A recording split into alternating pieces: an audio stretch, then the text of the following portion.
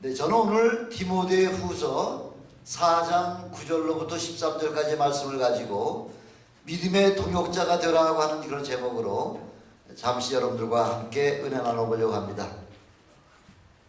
이번에 잠시 우리 한국에 다녀오면서 참 저에게도 귀한 믿음의 동역자가 있다고 하는 사실에 얼마나 감사하고 뿌듯했는지 몰랐습니다. 참 한국에 나가보니까 많은 그런 그 영적인 방황하는 자들이 너무나 많은 가운데 참 믿는 자들을 찾아보기가 참 힘들었다고 하는 그런 사실을 그런 걸 경험하면서 그래도 하나님께서는 꼭 만날 만한 사람을 하나님의 방법으로 만나게 해주셔서 그들에게 복음을 증거하고 또 오랜만에 또 선교대회에서 가서 또 마음껏 또 은혜를 받고 그리고 돌아왔습니다. 바로 오늘 우리 함께 봉독한 디모데 후서는 사도 바울이 그 많은 성경을 기록한 가운데 제일 마지막 성경이 디모데 후서입니다. 그 가운데서도 제일 마지막 장 디모데 후서 4장은 특별히 우리 사도 바울이 믿음으로 키운 그 디모데에게 마지막 믿음의 동역자로서의 그 사명을 부여해주는 그런 귀한 말씀을 우리에게 지금 증거해주고 계십니다. 많은 지금 믿음의 동역자 가운데서도 특별히 우리 사도 바울은 그 디모데를 통하여 지금 우리 믿음의 동역자들에게 지금 귀한 말씀을 지금 우리에게 말씀을 해주고 계십니다. 우리 사도행전 마태복음 28장 19절로 20절의 말씀을 볼 것 같으면은 우리 주님께서 마지막 승천하시면서 믿는 우리 모두에게 예수 그리스도의 동역자의 사명을 우리에게 부어주셨다는 거죠.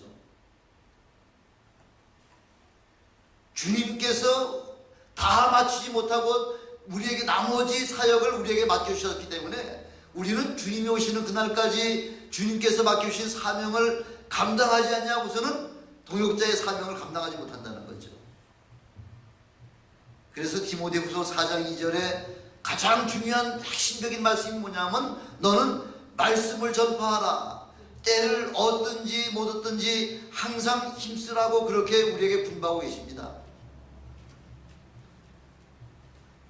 요즘 세상 돌아가는 거 보면은 뭐 조금 전에도 우리가 예배하기 전에도 잠깐 말씀드렸지만 이 마지막을 향해서 얼마나 빠른 속도로 지금 치닫고 있는지 말도 못하죠. 아마 70마일 아니라 80마일 주다가 지금 주님의 오시는 그 길이 그렇게 다가오는지도 모를 만큼 그렇게 세상 돌아가는 모습을 보면서 이제 마지막 때 주님께서 오실 때가 됐구나 하는 것을 우리가 세상 돌아가는 모습을 보면서 우리가 체험해야 된다는 거죠. 우리 이럴 때는 우리가 생각나야 되는 것이 무엇이냐면 주님께서 우리에게 맡겨주셨던 일들이 제대로 우리가 수행을 감당을 했는지 못했는지를 그걸 한번 뒤돌아볼 때가 바로 지금이라는 거죠.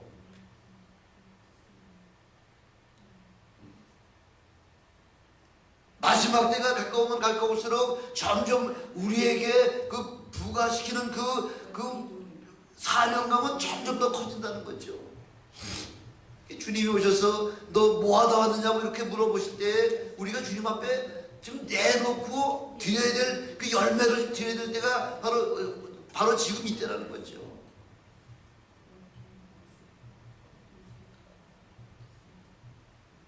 마지막 때에는 진리에서 돌이켜 허탄한 이야기들이 세상을 바친다는 거죠. 바로 그게 뭐예요? 바로 이단의 사설들이 온 세상을 지금 아주 판을 치고 있지 않습니까? 요즘 기독교 성도들은 지금 잠잠한 가운데 있는데 지금 세상을 지금 아주 그냥 휩쓸고 다니는 이단들이 얼마나 손치고 다닙니까? 사도 바울이 이미 그렇게 예언했다는 거죠. 마지막 때는 허탄한 그 이야기들, 바로 이단의 사설에 빠지는 자들이 많을 것이라고 그렇게 사도 바울은 이미 우리에게 말씀하고 있지 않습니까? 이럴 때 우리 믿음의 동역자가 해야 할 일은 뭐냐면 첫 번째, 우리의 모든 사역은 바로 고난과 영광의 길이라는 거죠. 수많은 사람들은 이 땅에서 살아가면서 고난 대신은 영광만 받으려고 그렇게 애를 쓰죠. 남한테 대접받고, 남한테 존경받고, 남한테 여러 가지 참으로 좀 많은 것을 갖다가 얻으려고만 하는 그런 세상이 바로 이 마지막 때라는 거죠. 주님께서는 마지막 때 그 영광이라고 하는 것은 우리가 해야 할, 도역자들이 우리가 해야 할 일이라고 하는 것은, 영광은 고난은 이 땅에서 물론 우리가 받지만은 영광은 이 땅에서 누리는 것이 아니라는 거죠. 많은 그런 교회에서 그런 훌륭하게 사역하시는 그 목사님들이 사람들로부터 그냥 존경을 받고, 사람들로부터 환호성을 받고, 사람들로부터 그냥 높임을 받으려고 얼마나 애를 씁니까? 하다못해 어떤 집회에 있을 때 누가 먼저 설교하느냐, 누가 나중에 설교하느냐, 이거 가지고서도 신경을 쓴다 그러시대요. 우리는 뭐 그런 경험을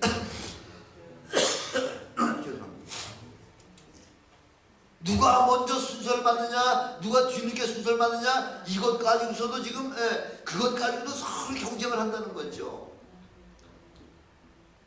그게 뭡니까? 사람들로부터 그 높임을 받고 영광을 받으려고 그렇게 애쓰려고 하는데, 우리 하나님께서는 그런 사람들은 이미 이 땅에서 다 영광을 받았기 때문에 하늘나라에서는 받을 게 없다고 그렇게 말씀하고 있지 않습니까? 그래서 그런 것을 미리 아시고, 제자들이 서로 높아지려고, 누가 위다, 누가 내 다음이다 하는 이 높아지려고 하는 그 모습을 우리 주님께서 미리 아시고, 마가복음 8장 34절에 보면 뭐라고 말씀하고 있냐면, 무리와 제자들을 불러 이르시되 아무든지 나를 따라오려거든 자기를 부인하고 자기 십자가를 지고 나를 쫓을 것이다, 이렇게 말씀하고 있지 않습니까? 특별하게 두 가지 사람들로 부류하고 있죠. 어떤 부류로 다 이야기하고 있나요? 무리와 제자들을 불러 이르시되, 무리가 뭐예요? 청중이에요, 청중. 무리는 내가 필요하면은 몰려들고, 나에게 필요가 사라졌다고 할 것 같으면은 떠나가 버리는 게 바로 무리의 특성이라는 거죠.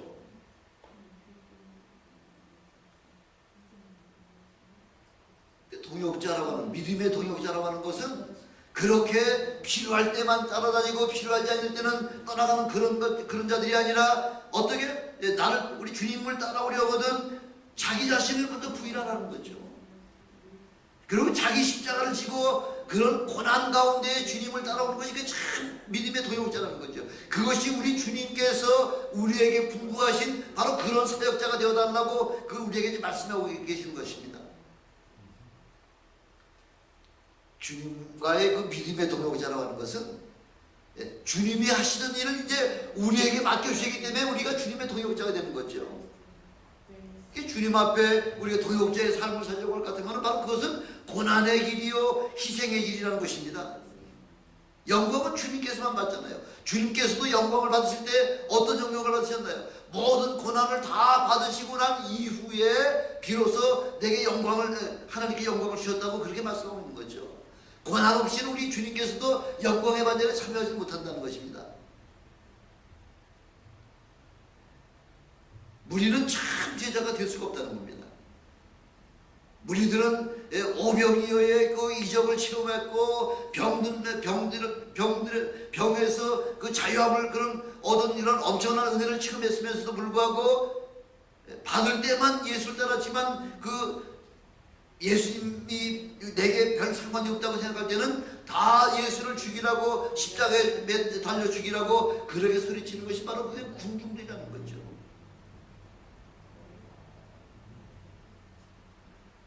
예수님의 제자들이라고 다 예수님을 가까이 따라갔습니까? 아니지 않습니까? 십자가 그 현장에 참석했던 유일한 제자는 사도 요한밖에 없지 않습니까?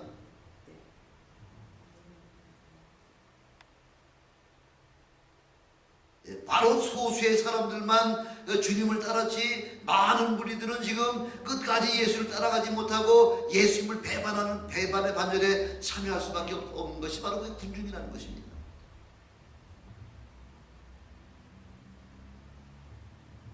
저희 교회는 비록 뭐 작은 무리긴 하지만은 그러나 우리 한 사람 한 사람을 통해서 일대 천, 일대 만의 그 엄청난 능력을 참으로 나타내시는 바로 주님의 동역자가 되시는 여러분 되시길 주님으로 축원합니다.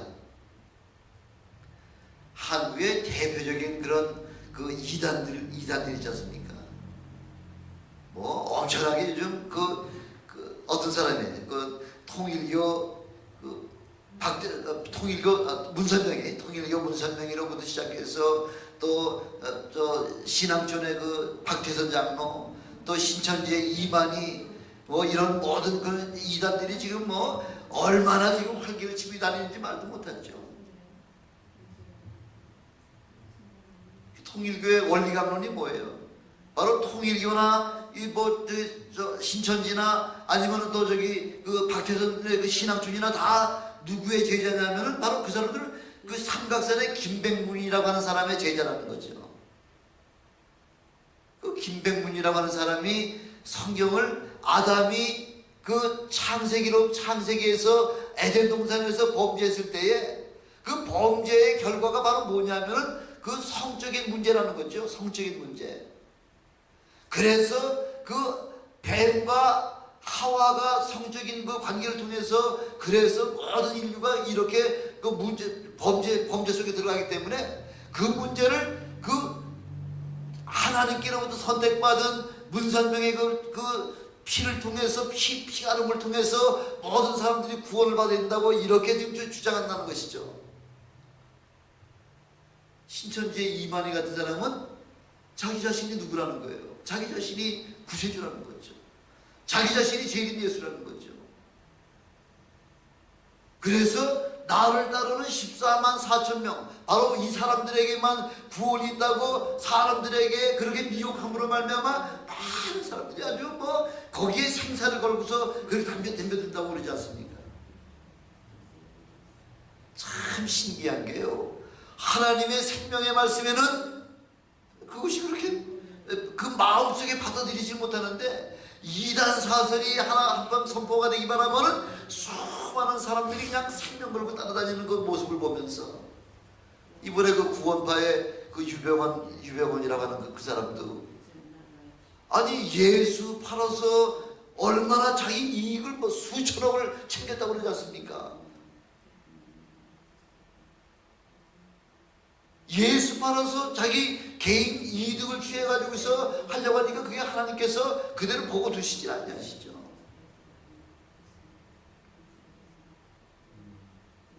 바로 우리가 제자도의 기초라고 하는 것은 자기 자신을 부인해야 된다는 거죠.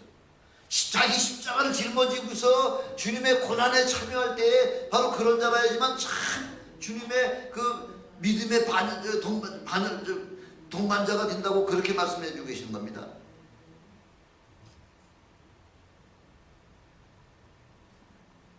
한국에 갔더니 뭐 너무 분주하더라고요. 너무 분주해 가지고서 분주하고 나면은 예수 믿을 시간이 없죠. 가장 예수를 영접하기 쉬울 때가 외롭고 힘들 때가 예수님을 영접할 때가 아주 절호의 찬스라고 그러지 않습니까? 그래서 또 어떤 목사님이 이런 얘기를 하는데 인생이라고 하는 것이 혼자 살면 외롭고 둘이 살면 괴롭다는 거죠. 혼자 살면 외롭고 둘이 살면 괴롭다는 거예요. 그래서 사람은 외로워야지만 주님을 찾게 된다는 거죠.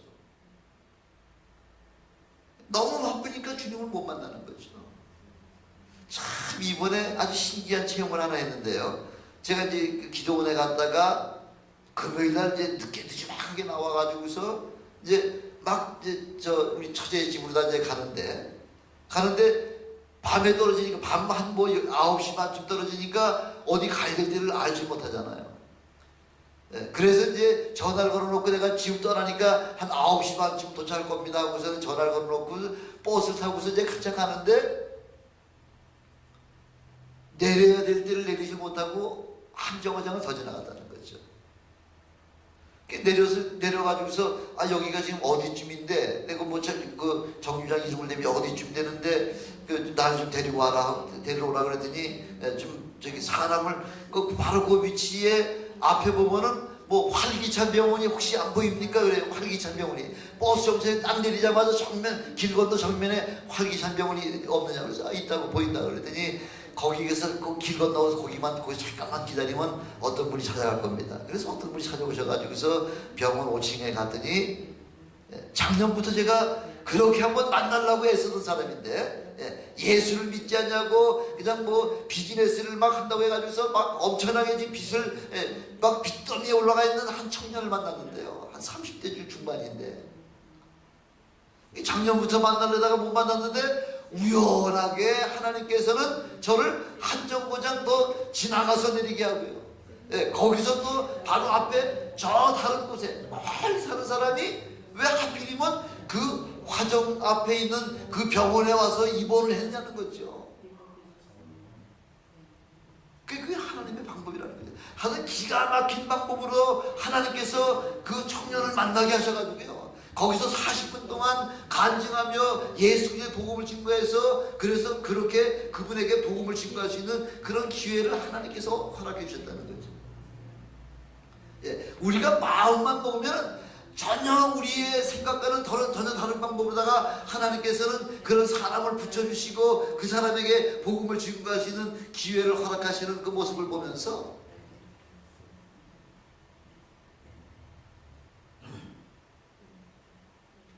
이렇게 어려울 때 그 사람이 지금 현재 빚이 7억이라는 거예요.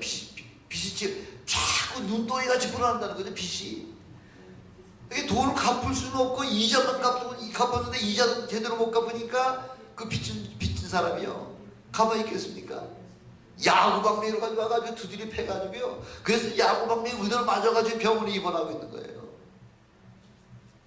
이런 엄청난 어려움과 힘든 삶을 통해서 예수 그리스도를 그 말씀을 받을 수 있는 그런 기회를 하나님께서 허락해 주셨다는 거죠. 한 번 더 만나려고 했는데 그분이 약속을 지키지 않아서 만나지 못하고서 그냥 그 부모님들만 만나가지고서 그 모든 책임은 본인 자신도 있지만은 신앙으로 양육하지 못한 그 페어런트 부모의 책임이 더 크다는 거죠. 그래서 그 어려운 문제를 해결할 수 있는 길은 뭐 물론 갚아야 되겠지만은 그래도 해결할 수 있는 방법이 가장 좋은 것은 하나님 앞에 새벽에 나와서 하나님 앞에 알려드리세요. 하나님 앞에 기도하세요.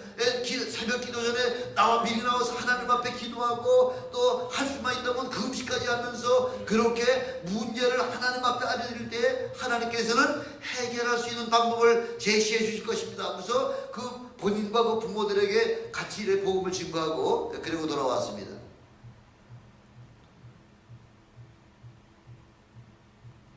바로 그 시간이야말로 하나님과 1대1로 돕기하는 시간을 갖는다는 거죠. 새벽 기도와 또 하나님과의 은밀한 그 말씀을 통해서 하나님과 돕기할 때에 하나님께서 우리의 모든 길을 제시해 주시고 해결해 주시는 그런 주님을 체험하시는 여러분 되시길 주님으로 축원합니다.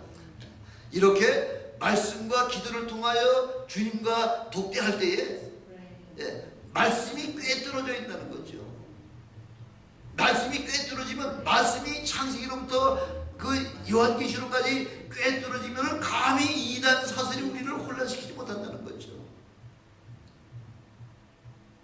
그래서 우리 주님이 그 큰 기사와 이적과 표적을 행하시는 모습을 보고 주님을 따라오려고 주여 어디로 가십니까? 하고 물어봤을 때 우리 주님께서 누가복음 9장 58절에 뭐라고 말씀하시죠?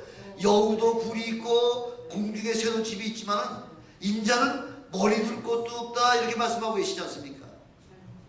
무슨 말씀이에요?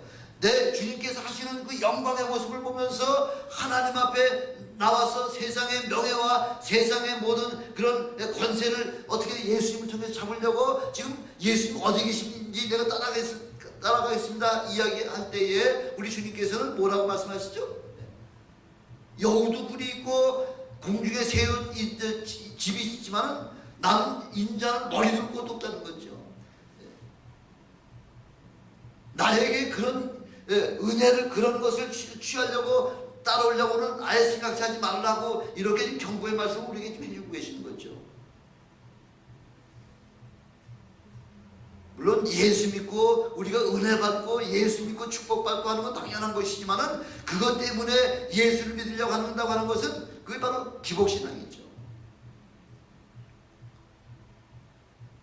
그래서 우리는 주님께서 우리에게 분부하신 모든 그 사명을 지키기 위해서는 고난이 아주 필수라는 거죠. 아니 고난 없이 어떻게 한 생명을 구원할 수가 있겠습니까? 엘리자베스 쉐핑이라고 하는 그런 그 선교사가 계신데요. 엘리자베스 쉐핑. 예, 독일에서 태어났고 그 어머니가 미국에다가 뭐 저기 재혼해서 미국에 떠나고 할머니가 돌아가시는 바람에 그 처녀의 몸으로 미국에 와서 그 간호 학교에 가서 간호사 자격을 딴 그 엘리자베스 쉐핑이라고 하는 사람이에요. 원래 캐톨릭 신자예요. 캐톨릭 신자인데 어느 날 그 자기 동료 그 간호원과 더불어 따라서 그 교회에 가서 예수 그리스도의 생명의 말씀을 복음을 들었다는 거죠. 그래서 그 마음에 어딘가 예수 그리스도의 복음을 증거하러 가야 되겠다고 그렇게 찾고 있을 때에 마침 그저 중국과 일본과 조선 땅에 그 선교사가 필요하다고 모집하는 그 공고를 보고서 그 조선 땅에 그 선교사로 지망을 했다는 것입니다. 엘리자베스 쉐핑. 그래서 1911년에 그 일본 배를 타고서 지금 조선 땅으로 다 지금 오면서 그 배 안에서 조선의 역사와 조선의 모든 그런 상황을 다 배 안에서 공부를 했다는 것입니다. 그래서 한국에 와서는 한국 사람들이 입는 한복을 입고요. 신발은 남자들이 신는 그 검정 고무신을 어디 구해가지고 검정 고무신을 신고 음식은 된장국만 먹었다는 된장국만. 한국 사람들이 먹는 것만 골라서 먹었다는 거죠. 그리고 한국말을 열심히 배워가지고 이 프로나운시에이션이 아주 발음이 한국 사람보다 더 정확하게 그렇게 아주 말할 수 있을 만큼 그렇게 성장을 해가지고요. 예, 선교부에서 하루에 식비가 3원이 나온다네. 3원이 나오는데 이 사람은 자기 식비 3원 중에서 10센트만 썼다. 10전만 썼다는 거예요. 10전만. 그리고 나머지 2원 90전은 그 가난한 자의 자녀들, 또 문둥병 환자들의 자녀들 14명을 그렇게 양육을 하고요. 또 아이를 낳지 못해서 옛날에 어린아이를 낳지 못해서 그런 며느리들은 다 쫓겨나잖아요. 구박받고 쫓겨나잖아요. 그런 아이 낳지 못해 쫓겨난 38명의 그 여자들을 자기가 데려다가 38명의 여자들 14명의 그 어린 그 불쌍한 자녀들을 갖다가 그 2원 90전 가지고서 그렇게 생활을 같이 해나갔다는 것입니다.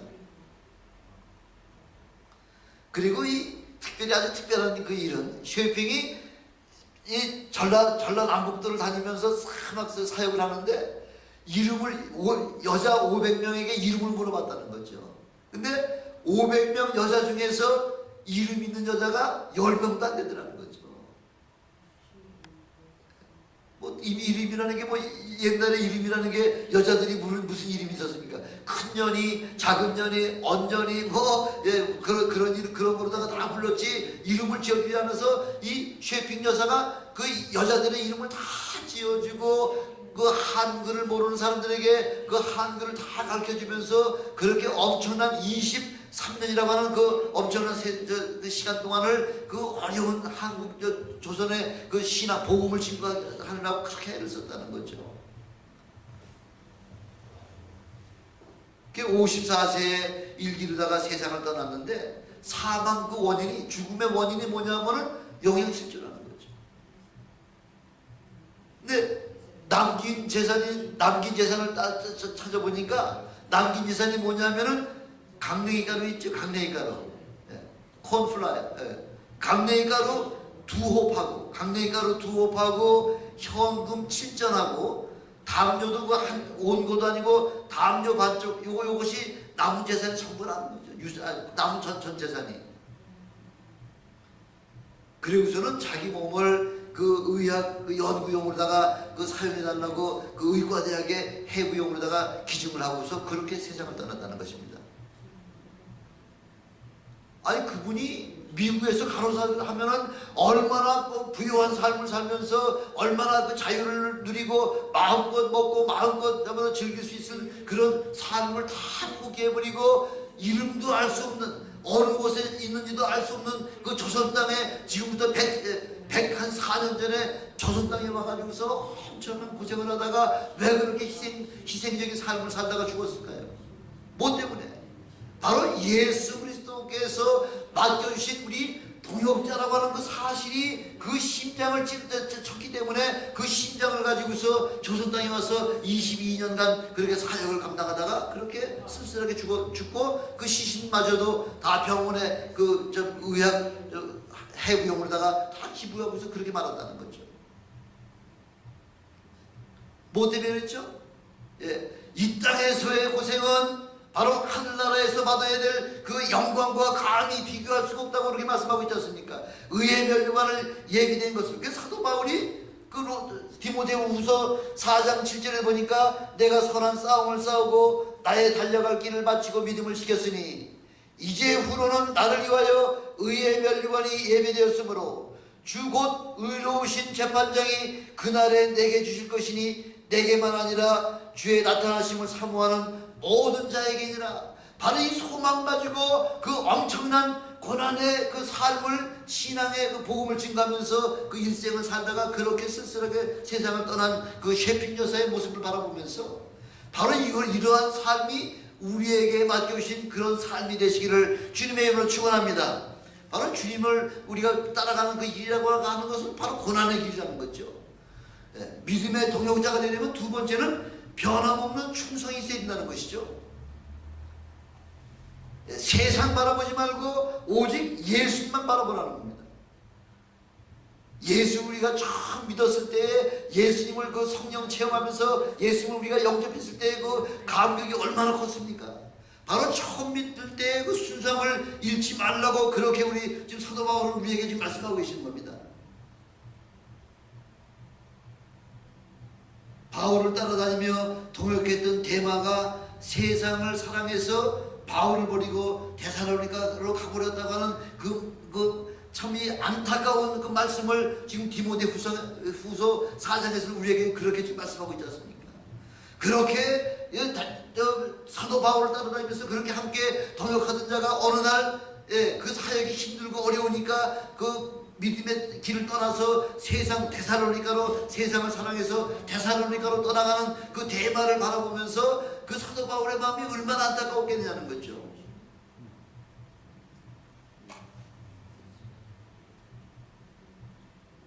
그러면서 그레스게는 갈라디아로 갔고 디도는 달마디아로 갔고 누가만 지금 나와 함께 있으니 너 속히 좀 내게로 오라 하고서 지금 디모데에게 지금 부르고 계시지 않습니까? 아무리 위대한 사역자라고 하더라도 사역자에게 누가 필요하다고요? 동역자가 필요하다는 거죠. 동역자의 역할이 얼마나 중요한지를 아마 여러분 또 한번 체험하셨으리라 생각됩니다. 아무것도 아닌 것 같지만은 한 사람이 있고 없는 거에 따라서 지난주에 보니까 녹음도 안 됐대요.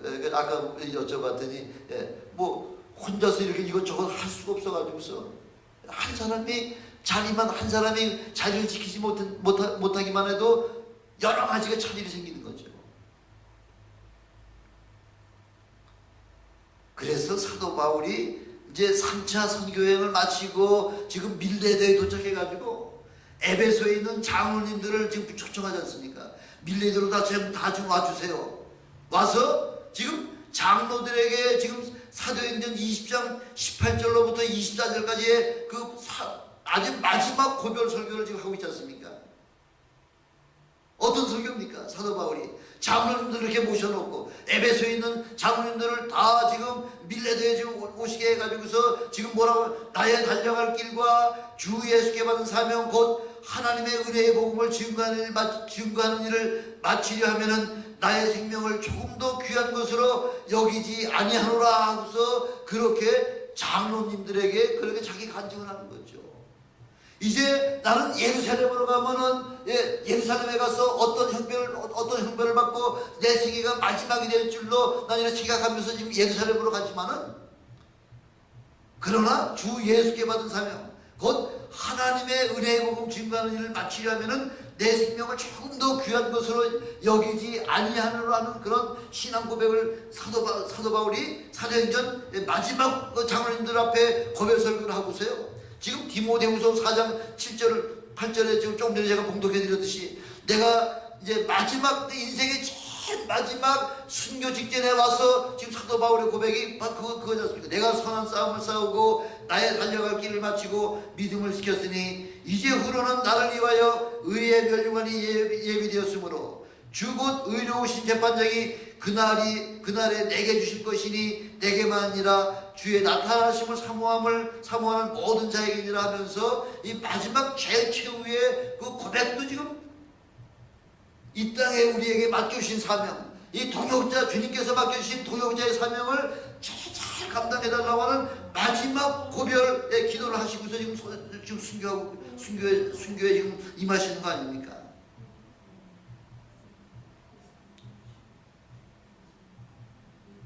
초심을 잃지 말고 주님 앞에 가는 그날까지 죽도록 충성하라고 우리에게 지금 분부하고 계신 겁니다. 세상을 바라보면 멸망할 짓밖에 없죠. 뭐 인터넷을 뭘 좀 찾다가 보니까 자료를 찾다 보니까 뭐 하나 툭 띄는데 6월 7일 날 신촌에서 뭐 또 그 동성애 빤스 행정이라는 빤스 행정이라는 게 뭐 그런 게 뭐 그런 걸 뭐 한다고 여러분 보셨는지 모르겠네요. 동성애들이 이런 추억에다가 다 이 팬티 하나만 입고서 그러고서는 동성애자 지금 행진을 하고 있는 거예요. 그 차로다가 하려고 그러니까 지금 그 구청에서는 그런 집회를 하지 못하도록 그렇게 막았음에도 불구하고 아주 강제로 지금 동성애 축제 지금 동성애 지금 카퍼레이드를 한다는 거죠. 카퍼레이드. 세상이 지금 이렇게 됐더라고요. 아니 신촌이 어떤 데인데요?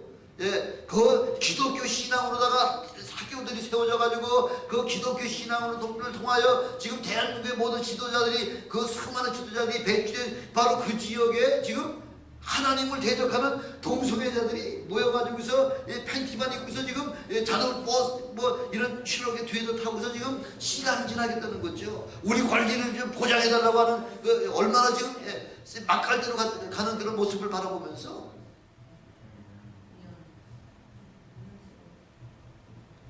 세 번째 믿음의 동역자가 되려면은 보니까 오늘 뭐라고 지금 사도 바울이 지금 디모데에게 이야기하고 있냐면요. 내가 올 때에 내가 드로아 가보의 집에 둔 겉옷을 가지고 오고 또 책은 특별히 가죽 종이에 쓴 것을 가져오라 부탁하는 거죠. 왜 지금 감옥에서 로마 감옥에서 지금 겨울을 맞이하려고 하는 그 바울의 그 추위 때문에 더위 때문에 드로아에 잠깐 드로아에 잠깐 그 맡겨뒀던 옷을 그걸 가져오라는 거죠. 바로 이렇게 믿음의 사람들은 모든 사람을 사랑으로 품을 수 있는 그런 사람이래야지만 예수님이 참 동역자가 된다는 거죠. 모든 사람을 품 때 끝까지 품으라는 거예요. 끝까지. 웬만큼 품다가 저버리는 것이 아니라 끝까지 품다가 주님 앞에 참 완전하게 돌았을 때까지 그렇게 품어서 그를 사랑해 주라고 그렇게 말씀하고 있는 것입니다. 우리 주위에 가시같이 뭐 매사에 찌르는 사람 많죠. 가시 같은 사람이 있습니다만 그렇게 찌르는 사람까지도 사랑해주고 그를 위해서 축복해주라는 거죠. 왜? 그 작은 가시를 빼면 뭐가 들어온다고요? 더 큰 가시가 들어온다는 거죠. 그래서 작은 가시라도 계속해서 축복해주고 그를 사랑해주고 그를 품어주면 결국은 주님 앞으로 돌아올 수밖에 없기 때문에 그래서 가시 같은 사람이라고 하더라도 그 사람을 생각할 때 저 사람은 나를 훈련시키는 사람이요 나를 단련시켜주는 사람이라고 그렇게 생각하라는 거죠. 저 사람은 내 원수라고 생각하지 말고 나를 훈련시켜주는 사람이라고 생각하면 그 사람이 사랑스러워지게 되는 것입니다.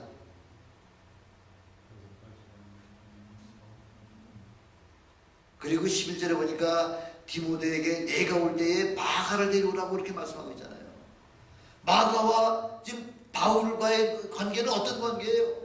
제1차 선교여행 때 마가와 같이 그 바나바와 마가와 바울과 셋이 함께 선교를 갔다가 아무런 이유도 없이 그냥 마가는 집으로 돌아가 버렸잖아요. 그 2차 선교여행 때 바나바가 마가도 같이 데려가자고 이야기할 때에 바울은 아니 1차 여행 때 함께 끝까지 사역을 감당하지도 않고 그냥 가버린 놈을 왜 우리가 다시 데려가야 되느냐고 하면서 바나바와 바울이 그때 심하게 다퉜다잖아요. 심하게 다퉈가지고서 서로 각각 다른 곳으로 선교 갔다 그러잖아요. 그게 아마 바울 마음속에는 그 마가가 늘 마음에 거리꼈을 겁니다. 근데 이제 디모데 후서 지금 사도 바울의 사역의 제일 마지막 이제 아마 자기가 이제 얼마 남지 않아서 순교당할 것이라고 하는 사실 아마 본인은 느꼈을 것입니다. 그래서 지금 그렇게 원수였던 그런 관계, 원수가 있는 말이 아니라고 하더라도 그렇게 사이가 좋지 않았던 그런 마가까지 데리고 와라 그렇게 이야기하고 있지 않습니까? 저가 나의 일에 유익하다는 거죠. 왜? 이렇게 서로 마음이 맞진 않았다고 할지라도 믿음의 도역자가 이렇게 한 사람의 도역자가 대만은 세상을 사랑해서 나를 떠나서 데살로니가 같지만은 마가는 다시 한번 내게로 와서 나의 도역자가 되어달라고 그렇게 마가를 데려오라고 그렇게 분부하고 있지 않습니까? 사도 바울의 그 품을 수 있는 마음을 갖게 하신 그 마음을 우리가 보면서 여러분 우리 주위에 혹시라도 우리의 마음을 상하게 하고 우리를 떠난 그런 사람이 있다고 할까 하면 그런 사람까지도 끌어안고 예수 그리스도의 복음에 함께 참여시키는 그런 여러분 되시길 주님으로 축원합니다. 이 결론적으로 이제 누가복음 4장 13절 하반절에 보니까 뭐라고 되어 있죠? 특별히 가죽 종이에 쓴 것을 가져오라 그렇게 말씀하고 있죠? 가죽 종이에 쓴 것. 옛날에 그 성경이 뭐다 기록이 됐나요? 가죽 종이에다가 기록을 했기 때문에 어떻게 되냐? 부피가 엄청나게 많죠. 핸들링하게, 그 관리하기가 엄청나게 힘이 들죠. 그걸 들어와 그 가보의 집에다가 맡겨놨는데 이제는 마지막으로 지금 사도 바울이 그 성경을 구약 성경을 읽어가면서 마지막으로 지금 마음을 지금 정리하려고 그 성경식을 가져오라고 지금 그렇게 지금 분부하고 있지 않습니까? 믿음의 도역자들에게 가장 중요한 게 뭐예요? 말씀이에요, 말씀. 마지막 순간까지 우리는 사도 바울은 그 말씀을 붙잡고 말씀과 동행하기를 원하는 사도 바울의 모습을 바라보면서 제일 중요한 것이 말씀을 늘 묵상을 하는 거죠.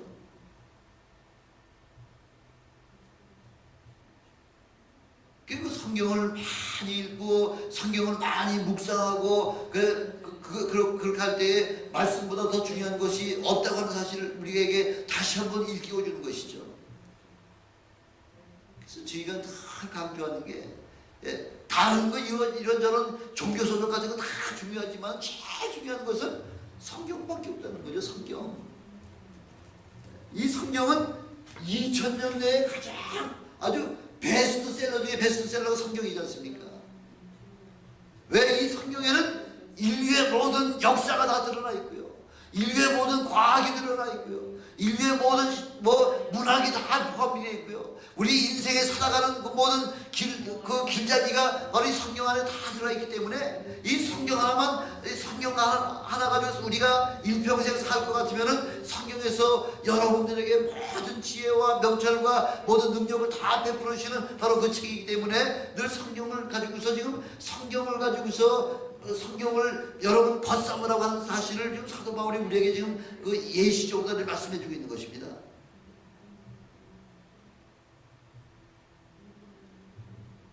성경에는 여러 가지 번역본들이 있지 않습니까? 성경 말씀 이해하기가 쉬워요? 어렵습니다. 성경 말씀은 수백 번, 수천 번을 읽어도 그 하나님의 마음이잖아요. 하나님의 마음. 이 성경은 바로 하나님의 마음을 이 글로다 표시한 건데 이 하나님의 마음을 우리가 어떻게 다 이해할 수 있겠냐는 거죠. 그래서 신학교에 가면은 제일 중요한 과목이 뭐냐면요, 성경 해석하기예요. 성경 해석학. 성경 해석학. Hermeneutics라고 하죠. Hermeneutics. Do you know means hermeneutics? Translate. Not understand for 바이블을 갖다 성경을 그 이해하는 어떻게 해석하느냐, 이것이 바로 성경 해석학인데, 그래서 번역본들이 많잖아요. 번역본들이 뭐 NIV 뭐 킹제임스 버전 그 아메리칸 스탠다드 버전 뭐 버전들이 여러 있다는 얘기는 성경을 어떤 방법으로다가 해석하느냐에 따라 가지고서 버전이 각각 다 다르다는 거죠. 그래서 성경을 읽을 때는 여러 성경을 놓고서 요 성경은 어떻게 이 말씀을 번역했고, 요 성경은 어떻게 번역을 했고, 요 성경은 어떻게 번역했나 하는 것을 다 비교해가면서 참고하는 것이 참 좋은 거죠.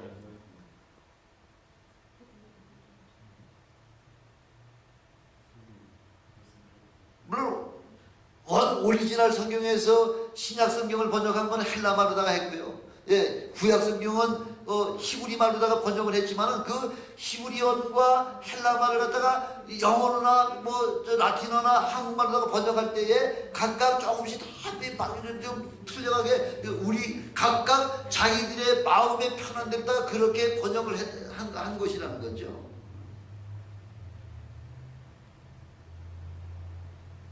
그래서 우리가 성경을 읽을 때는 이 성경을 썼을 그 2000년 전의 상황을, 그것을 그때 상황을 알고 그때의 역사를 알고서 성경을 읽으면 훨씬 이해가 쉽다는 거죠. 그리고 성경을 읽을 때는요, 성령의 그 능력을 조명을 받아서 그렇게 성경을 읽어야 된다는 거죠. 성경이 얼마나 어려운 건데 성경을 읽어가지고서 다 깨달을 수가 있겠습니까? 그래서 성령께서 우리에게 은혜를 주시게 되면 바로 성령으로 말미암아 이 성경이 해석이 되고, 성경으로 말미암아 성경이 해석되는 그런 과정을 통해서 성경을 더 확실하게 체험할 수가 있다는 것입니다. 그래서 믿음의 동역자는 성경을 가까이 하게 할 때 엄청난 능력을 행할 수 있다고 하는 것을 우리에게 말씀을 좀 해주고 계십니다. 그래서 믿음의 동역자는 일단은 고난의 길을 가는 거죠. 영광의 길을 택하지 말라는 거죠. 영광은 천국에 가서나 받을 거기 때문에 이 땅에서 영광 받으면 우리는 천국에서 받을 아무 소용이 없습니다. 그러니까 여러분 이 땅에 서는 동안 사람들로부터 칭찬받기를 원하지 않으시기를 주님에서 축원합니다.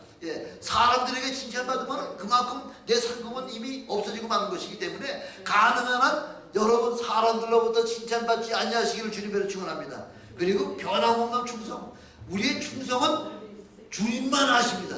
주님이 아시는 그 충성된 그런 마음으로다가 주님 앞에 봉사하고 할 때에 바로 그런 하나님께서 바로 너는 내 동역자라고 우리를 의의 면류관과 하늘의 놀라운 상급으로다가 우리를 채워주신다고 하는 그 놀라운 사실을 바로 오늘 믿음의 동역자가 되어가는 그런 제목의 말씀을 통해서 저와 여러분이 우리 주님이 원하시는 바로 그 믿음의 바늘에 우뚝 서서 주님이 기뻐하시는, 주님께 칭찬받는 그런 믿음의 동역자가 되시기를 주님의 이름으로 축원합니다.